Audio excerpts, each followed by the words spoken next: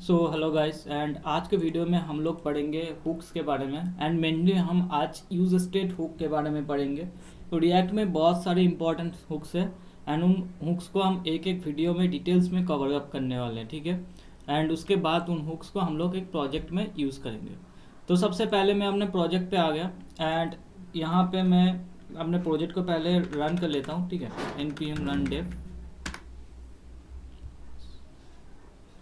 तो चलो चलते हैं एंड देखते हैं यूज स्टेट हुक हम क्यों यूज़ करते हैं।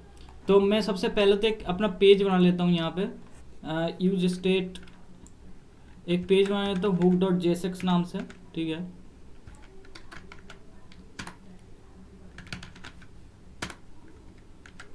तो ये हुक मेरा नाम हुक नाम का एक पेज बना लिया एंड इसको मैं इंपोर्ट कर लेता हूँ यहाँ पे ऐप डॉट जेएसएक्स पे।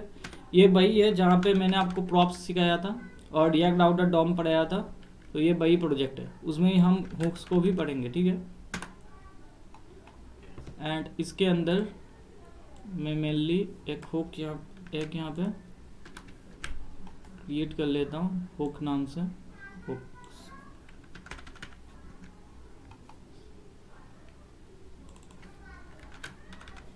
हुक एंड इसको मैं कॉपी करके इधर पेस्ट कर देता हूँ एंड यहाँ पे लिखता हूँ हुक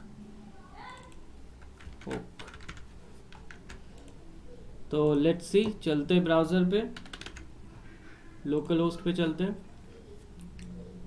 तो हुक पे चलते हैं। तो ये हमारा हुक पेज है, ठीक है। तो देखिए हमारा जो हुक है वो यहाँ पे नहीं आया क्योंकि ये दिखा रहा है कि नो राउट मैचेस हुक। तो एक बार चलते हैं यहाँ पे एंड देखिए हमने हुक्स लिखा है तो ये हुक होगा, ठीक है। और दैट इज हमारा हुक यहाँ पे आ चुका है।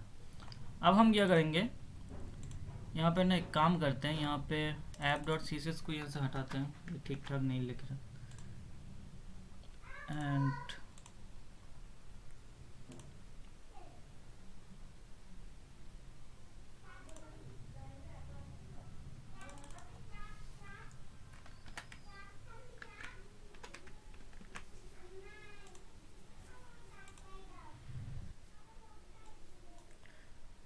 अब हमको सीखना है कि हुक्स हम यूज ही क्यों करें। तो देखो हुक्स एक्चुअली है क्या और यूज स्टेट हुक एक्चुअली है क्या। सबसे पहले ये देखो, तो यूज स्टेट हुक जो है ये एक प्रकार का आपका हुक है जो कि आपका स्टेट बनाने में काम आता है। स्टेट क्या है, तो स्टेट एक्चुअली डेटा है एंड वो डेटा जो अपने कंपोनेंट में हम यूज करते हैं एंड उसके साथ साथ हम उस डेटा को चेंज भी कर सकते हैं अकॉर्डिंग टू अस, ठीक है।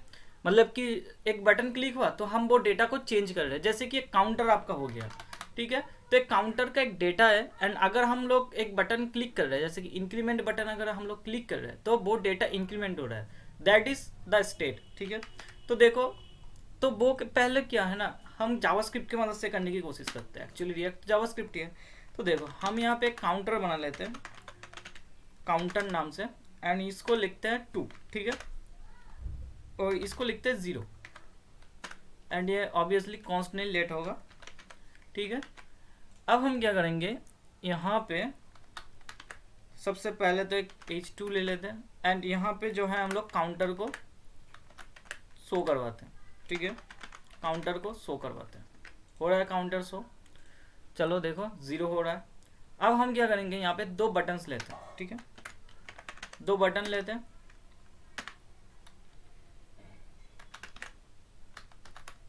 पहला वाला जो बटन होगा वो होगा इंक्रीमेंट का एंड सेकंड वाला जो बटन होगा वो होगा हमारा डिक्रीमेंट का।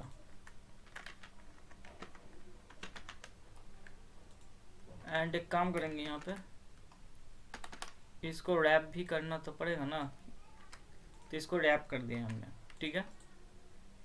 फॉर्मेट डॉक्यूमेंट कर दिया है, राइट। तो देखो अब हमें क्या करना है कि अगर हम इंक्रीमेंट में क्लिक करें तो ये जो हमारा काउंटर है वो इंक्रीमेंट होना चाहिए। तो देखो उसके लिए क्या करना है, उसके लिए हम यहाँ पे लिखते हैं ऑन क्लिक, ठीक है, ऑन क्लिक एंड उसके बाद यहाँ पे हम लोग लिखेंगे कि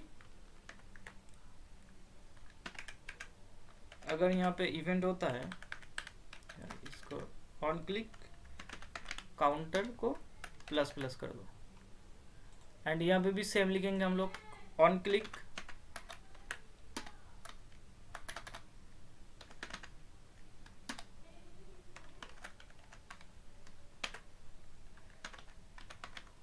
काउंटर को माइनस माइनस कर दो, लाइक दैट। एंड एक काम करेंगे हम, एक काम करते हैं, ठीक है, एक काम करते हैं, यहाँ पे एक फंक्शन लेते हैं, फंक्शन inc लेते हैं। क्या कर रहा हूँ यार मैं, कॉन्स्ट inc फंक्शन लेते हैं एंड वहाँ पे जो है ये इंक्रीमेंट का काम करते हैं, ठीक है। काउंटर प्लस प्लस करते हैं एंड उसके साथ साथ कंसोल डॉट लॉग करते हैं काउंटर को, ठीक है। एंड यहाँ पे ना सिंपली ऑन क्लिक में हम लोग inc दे देते हैं एंड अभी जो डिक्रीमेंट वाला बटन है वहाँ पे कुछ नहीं देते, ठीक है। तो देखो क्या हमारा वैल्यू यहाँ पे जो है दिखेगा, क्या हमारा वैल्यू इंक्रीमेंट होगा, चलो देखते हैं। यहाँ पे आ गए, नाइस।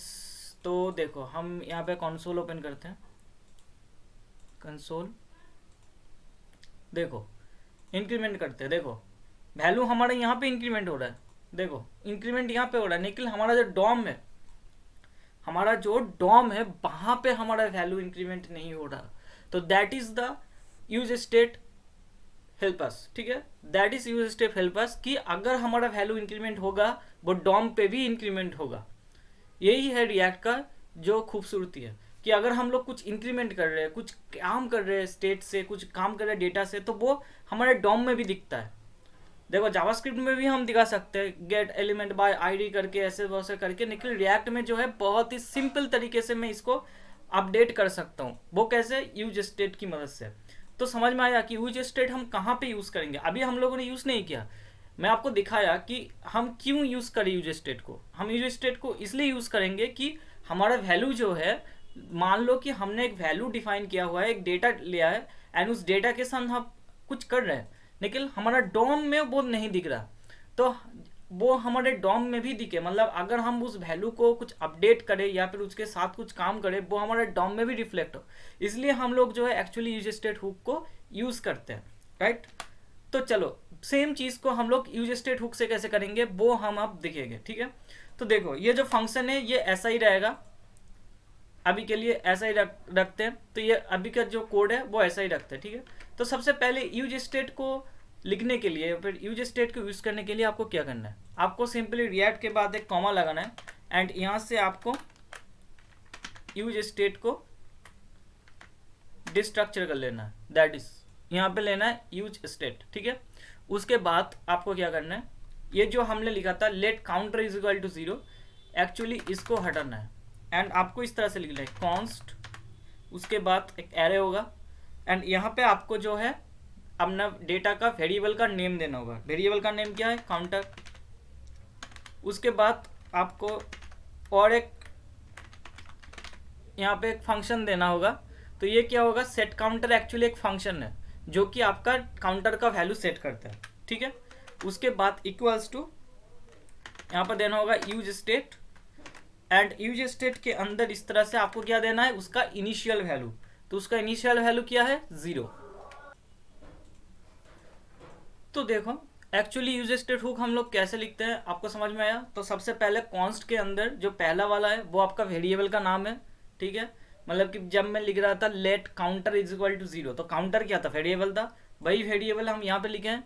सेट काउंटर क्या करेगा, वो वेरिएबल की वैल्यू को अपडेट करने का काम आएगा, ठीक है, या फिर सेट करने का काम आएगा सेट काउंटर।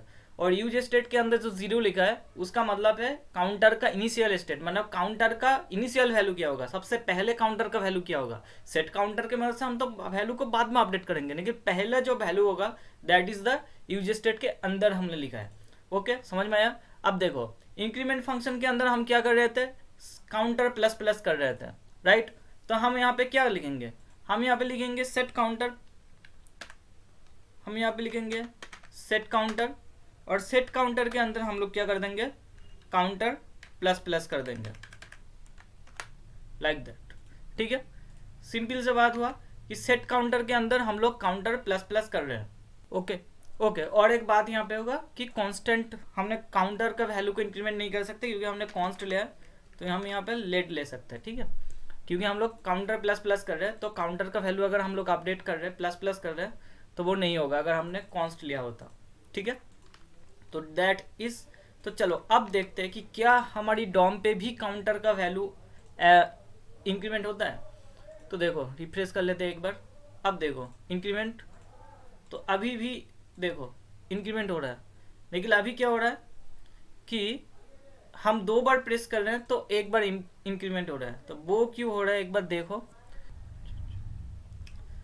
तो यहाँ पे वो इसलिए हो रहा है क्योंकि हम लोग काउंटर प्लस प्लस कर रहे हैं, तो काउंटर प्लस प्लस करेंगे तो वैल्यू तो बाद में इंक्रीमेंट होगा, तो इसके लिए प्लस प्लस काउंटर की ज़रूरत है हमको, है ना। तो देखो अब फिर से रिफ्रेश कर देते हैं, देखो इंक्रीमेंट, देखो समझ में आया। तो इस तरह से जो है हम लोग यूज स्टेट का यूज़ करेंगे। तो यूज स्टेट क्लियर हुआ कि किस तरह से हम लोग यूज स्टेट का यूज़ करते हैं एक्चुअली। अब और एक यहाँ पे काम करेंगे हम एक, तो यहाँ पे तुम एक काम करो कि वीडियो को पॉज कर दो एंड जो डिक्रीमेंट वाला फंक्शन है वो खुद बनाओ। ठीक है, तो अगर खुद आप बना सकते हो तो यस, आपने यूज स्टेट बिल्कुल सीख लिया। ठीक है, तो मैं यहाँ पे आप लोगों के लिए बना भी देता हूँ। तो डिक्रीमेंट के लिए मैं इस तरह का एक फंक्शन लेता हूँ एंड यहाँ पे मैं करता हूँ सेट काउंटर, उसके बाद minus minus counter, that is, and यहाँ पे मैं ऑन क्लिक पे यहाँ पे मैं डिक्रीमेंट का जो है लिख देता हूँ डिक्रीमेंट। ठीक है, अब देखो यहाँ पे डिक्रीमेंट करते हैं, देखो डिक्रीमेंट भी हो रहा है, इंक्रीमेंट भी हो रहा है, डिक्रीमेंट भी हो रहा है, इंक्रीमेंट भी हो रहा है, देखो राइट। तो ये था हमारा यूज स्टेट हुक। इसकी मदद से हम लोग जो है अपने डेटा को अगर हम लोग चेंज करते हैं, अगर हम लोग डेटा के साथ कुछ काम करते हैं, वो हमारी डॉम में रिफ्लेक्ट होता है, राइट।